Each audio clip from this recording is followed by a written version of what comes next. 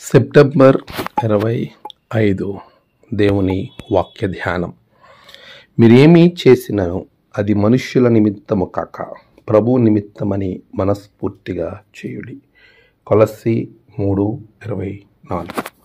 మన ప్రభువైన యేసు క్రీస్తు నామములో మీ అందరికీ ఉదయం శుభములు తెలియజేస్తూ ఉన్నాను. ప్రియులారా, ఎలా ఉన్నారు? అంతా క్షేమంగా ఉన్నారు కదా? ప్రభు మనకిచ్చిన ఈ మంచి సమయాన్ని బట్టి దేవునికి నేను కృతజ్ఞతాస్తుతులు చెల్లిస్తూ ఉన్నాను.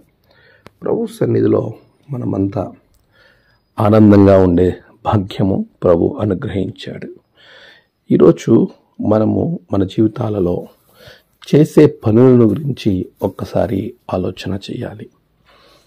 చాలాసార్లు చేసే పనులను రకరకాల భావోద్రేగాల మధ్య చేస్తూ ఉంటారు. కొన్ని బలవంతంగా చేస్తారు, కొన్నిసార్లు సంతోషంగా చేస్తారు, మరికొన్నిసార్లు చిరాకుగా చేస్తారు, మరికొన్నిసార్లు విసుక్కుంటూ సనుక్కుంటూ చేసేవారు కూడా ఉంటారు. అయితే ఈరోజు మనం చేసే పని ఎలా ఉండాలో వాక్యం చాలా స్పష్టంగా తెలియజేస్తుంది. మనస్ఫూర్తిగా చేయటం మనం నేర్చుకోవాలి. దేవుని పని చేసేటప్పుడు విశేషంగా వాక్యం మాట్లాడుతూ ఉంది.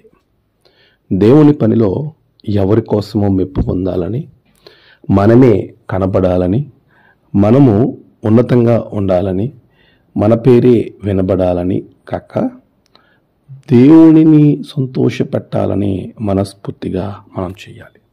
అదే మాటను ఇక్కడ జ్ఞాపకం చేస్తూ ఉన్నాడు. మీరేమీ చేసినను అది మనుషుల నిమిత్తం కాక ప్రభు నిమిత్తమని మనస్ఫూర్తిగా చేయండి. మనం మనుషులను సంతోషపెట్టే వారంగా కాదు, లేక మన పేరు వినబడాలి కనబడాలి అని కాదు. దేవుని సేవ, దేవుని మందిరములో చేసే పని, దేవుని కొరకు చేసే సువార్త, దేవుని కొరకు, దేవుని యొక్క మహిమ కొరకు ఏమి చేసినా అది మనుషుల కొరకు కాకుండా దేవుని కొరకు చేయటం అనేది మనం నేర్చుకోవాలి. ఆ చేసే పని మనస్ఫూర్తిగా చేయాలి. చాలాసార్లు మనం చేస్తాం, కానీ మనస్ఫూర్తిగా కాక విసుక్కుంటూ చేసేవారు ఉంటారు. పిల్లరా, మనం దేవుని పనిని ఎప్పుడు కూడా విసుక్కుంటూ చేయకూడదు, లేక ఇబ్బంది పడుతూ చేయకూడదు, లేక బలవంతంగా చేయకూడదు. ఎవరో మనల్ని మెచ్చుకోవాలని వారి ముందు మనం నటిస్తూ చేయకూడదు.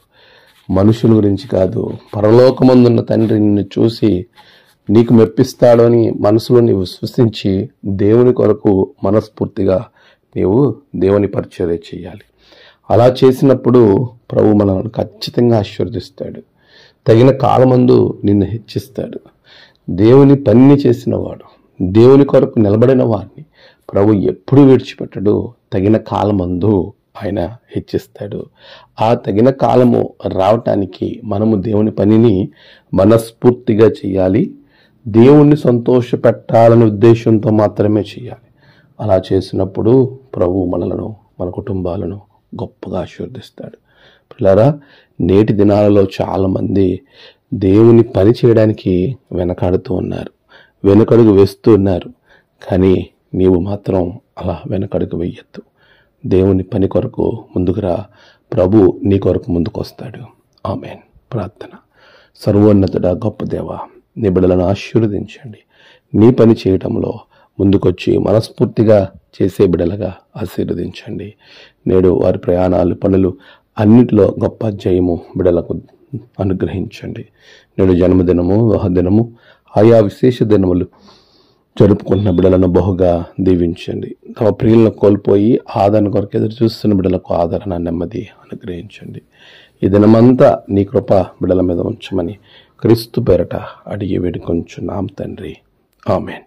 తండ్రి, కుమార, పరిశుద్ధాత్మ త్రియేక దేవుని దీవెన, నెమ్మది, ఆయన నడిపింపు మీకు తోడే నడిపించునుగాక. ఆమేన్.